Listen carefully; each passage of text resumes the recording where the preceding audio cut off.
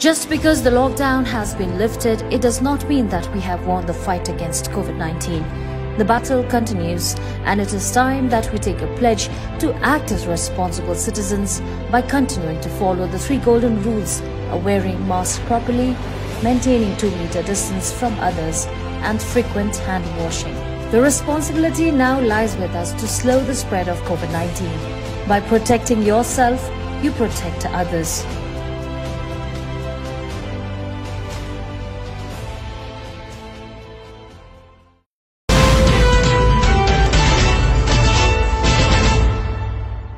Hello and welcome to the English Bulletin of IPR Department. I'm Chiring Eden. Let's look at some of the news that have been making headlines.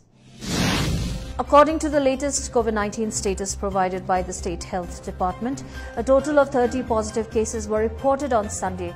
The total number of active cases is now 272.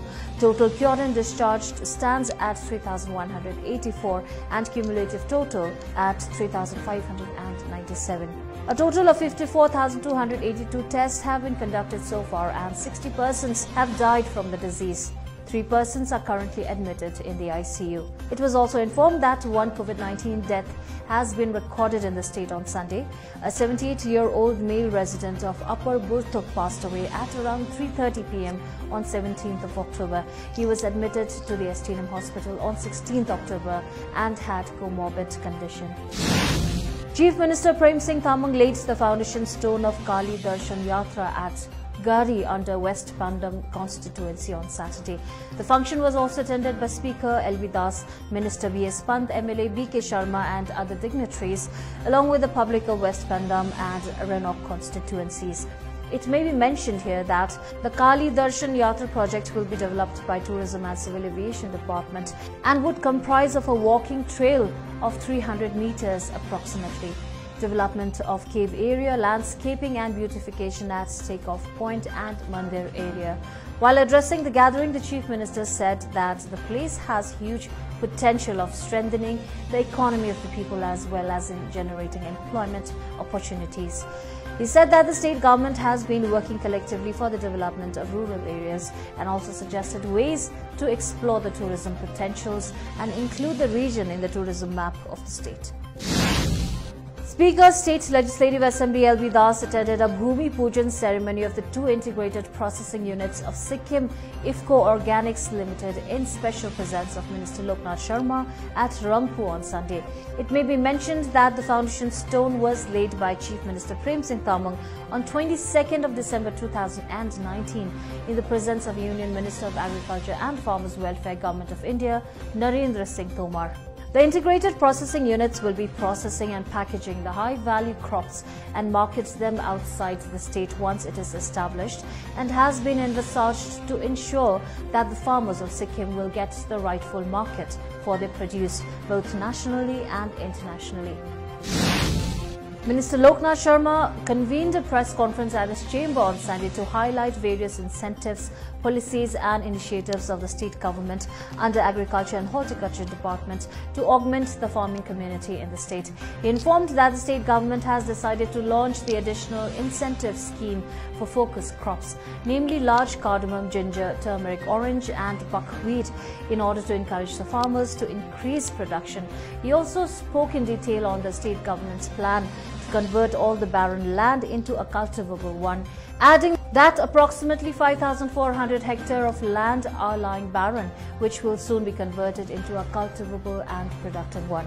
The minister said that the state government has left no stone unturned to ensure progress and prosperity of the farmers as envisioned by the Honorable Chief Minister. A government's expert committee has said that the number of active symptomatic COVID-19 cases in India has already peaked at around 10 lakhs on September 17, and the cases, which are now declining, may reach the cumulative figure of 1.06 crore with negligible growth by the end of February next year.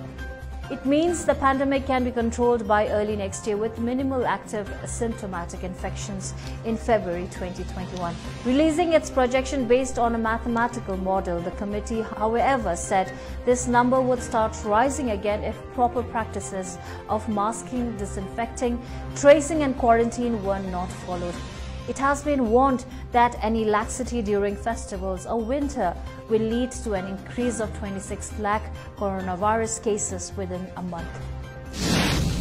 Serum Institute of India and Bharat Biotech are expected to pursue late-stage clinical trials of intranasal COVID-19 vaccines in the coming months once they receive regulatory approval, India's Health Minister said on Sunday.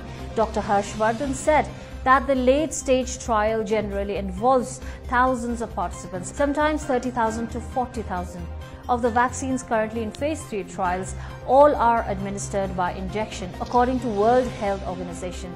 While there are already 3 vaccine candidates against coronavirus disease being tested on humans in India, this is the first intranasal vaccine candidate under trial currently.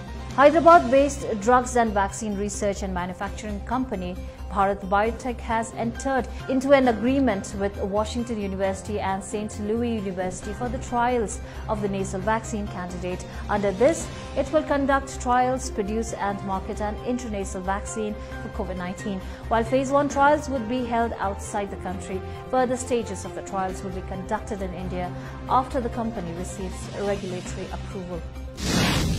Today is the 3rd day of Navratri. The puja of the day is dedicated to Ma Chandraghanta. She is the 3rd form of goddess Durga, symbolizing bravery and warfare. On Navratri, the 9 avatars of Nav Durga or Shakti is worshipped.